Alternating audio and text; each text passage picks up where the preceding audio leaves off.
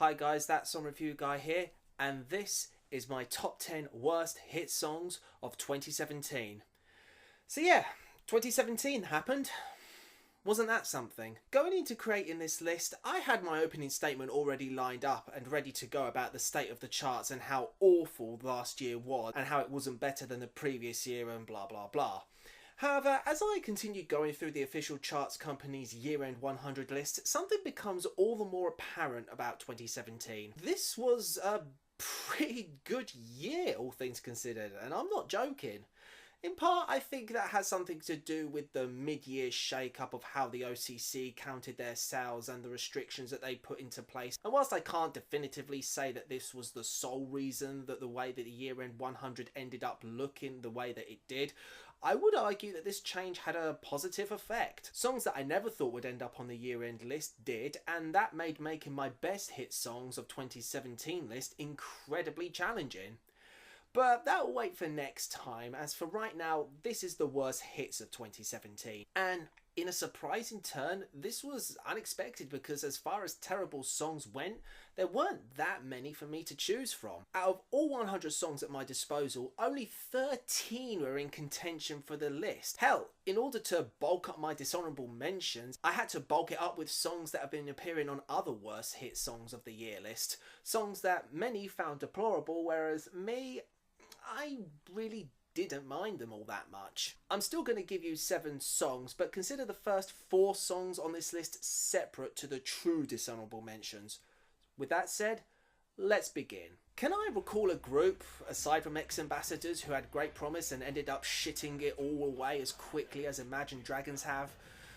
Maybe not. One thing's for certain though, this song has been making the rounds on plenty of worst of lists, and I didn't even think it was necessary to give this song a proper listen. It only peaked at number 20 in the UK, and there was no chance that it was going to make the year-end list, right? Well, lo and behold, that didn't happen. So I gave this song a try, and I genuinely enjoy the song. Yeah, the lyrics aren't revolutionary, but so what?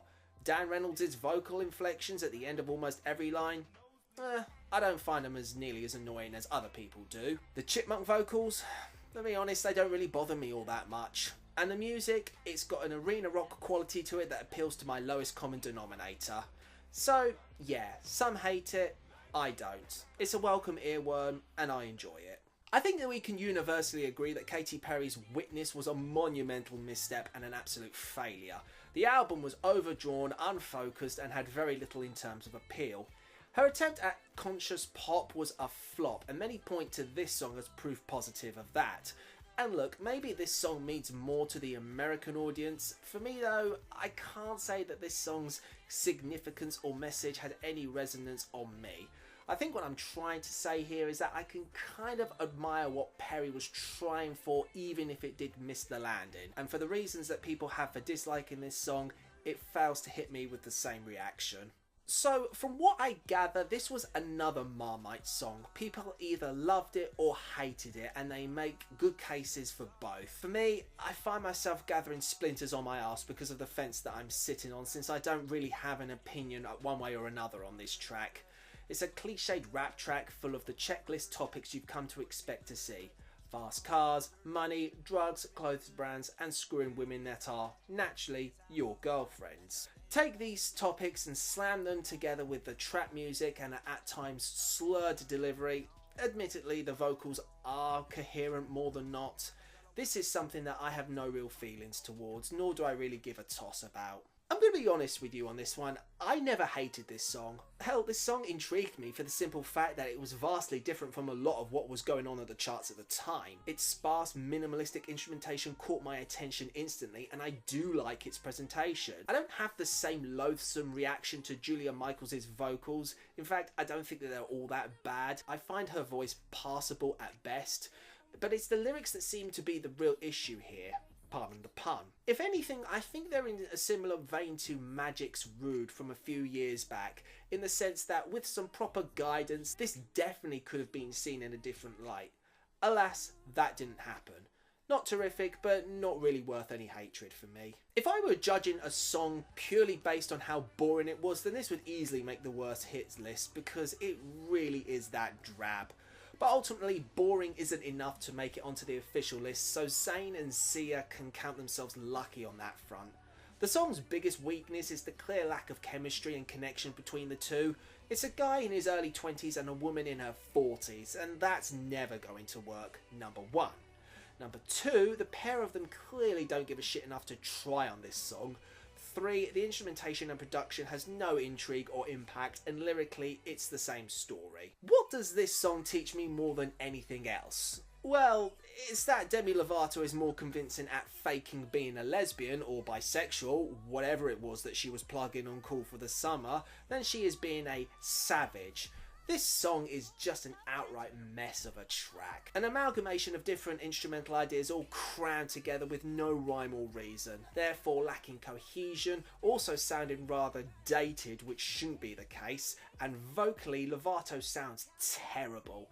She's proven in the past that she can hold her own well enough, so why the need to smother her vocals in autotune and synthetic effects that don't enhance her range or abilities in any way, shape or form is truly baffling. But it's not the worst that Demi Lovato has sounded in 2017, but more on that later. Okay, for all the bad songs that the Chainsmokers have done in the past, one thing that they had in common was the presence of life and energy. Paris, on the other hand, has had all of the life sucked out of it completely. In fact, this song is begging for some sort of life to be injected into it. The vocals sound bored, the guitar inclusion is uninspired, as well as the rest of the instrumentation, which is in need of a serious kick up the arse, and the lyrics are entirely unrelatable. Say what you want about songs like Closer, Roses and Don't Let Me Down, at least there's some clear care and attention given to those songs. Paris comes off as a half-assed, done in 20-minute track that just to fill a quota. So, that part's over, now on to the main event.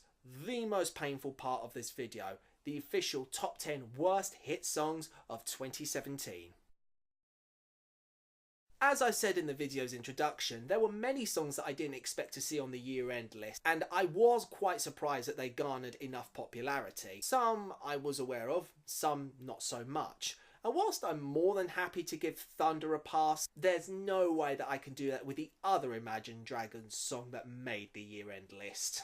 When I examine the lyrics of this song and Thunder, it, no pun intended here, strikes me how similar both songs are in comparison.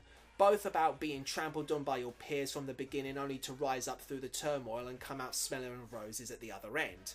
That's where the similarities begin and end. Say what you want about Thunder, but at least that song has the good grace to be enjoyable enough to where some production choices can be forgiven, and the instrumentation packs enough punch that drives the topic through with enough gusto and force. Believer, on the other hand, had no chance whatsoever. If you have to start the beginning of your verse with first things first and continue that scheme with second, third and last, how much of an imagination are you lacking here, Reynolds? I struggle to find anything else written that landed on the year-end list that's as lazy as this.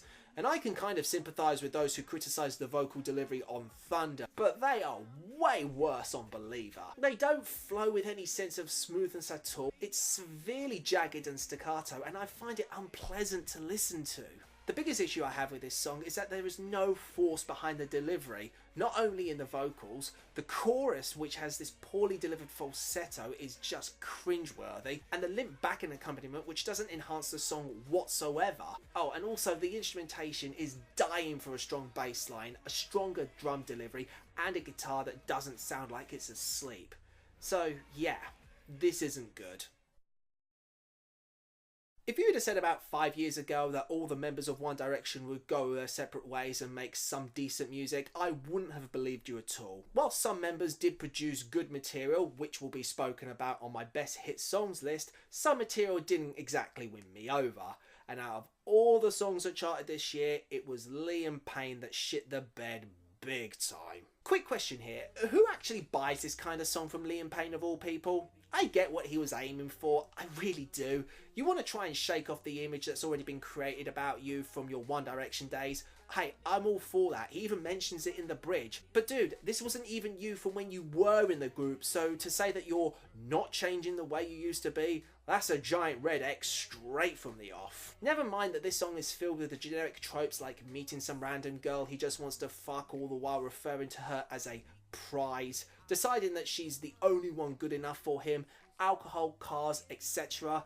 The monotonous delivery doesn't do anything to emphasise Payne's vocals, which, look, I watched X Factor back in 2010. The guy can sing well. Then there's Quavo, who just seemed to appear everywhere this year, and honestly, nothing against this guy, but he easily falls into such an indistinguishable category of rappers who lack any discernible qualities that he easily blends into the background. You barely recognise that he's even there. And musically, it's straight from the How to Make Trap Music for Dummies playbook. Skittering drum beat, high-pitched toe-curling 4-note synths and background chants that, really? In 2017, can that shit just die already? So, what track did Demi Lovato feature on that sounded way worse than Sorry Not Sorry? Here it is. Okay, I admit, I'm in no way, shape or form a Demi Lovato fan. She's just not my cup of tea. But I'll say this. The Demi Lovato of past that had some force and gusto in her vocal deliveries in her songs from the past, please come back. Because this is a mess. Layered with so many vocal effects, completely making her indistinguishable from her usual tones over this dime a dozen instrumentation that sounds like it's half in constant agony and half a duck quacking in reverse through a vuvuzela. It's not flattering in the slightest, and it's not as though the Californian DJ trio known as Cheat Codes help with the situation, as they go to the opposite end of the spectrum and sound just as unenthused as their production does. Speaking of unenthused, that pretty much sums up my feelings on the lyrics as a whole. The topic just seems to be all over the place, going from being blissfully in love one moment to the male lead telling the female in question that love is complicated and she should promise me no promises, as if you need me to tell you the discrepancy there, only for the female to then be like, well, maybe it's not meant to be anyway, only for her to go back full circle. If you two can't make up your own mind of what you want, why should I care? Screw this song. Not a single year goes by where I want to include a certain artist on this list for the simple fact that I cannot stand them at all. Unfortunately, when it comes to songs that they release or appear on, I just can't find any justifiable reason to do that. Not this time around.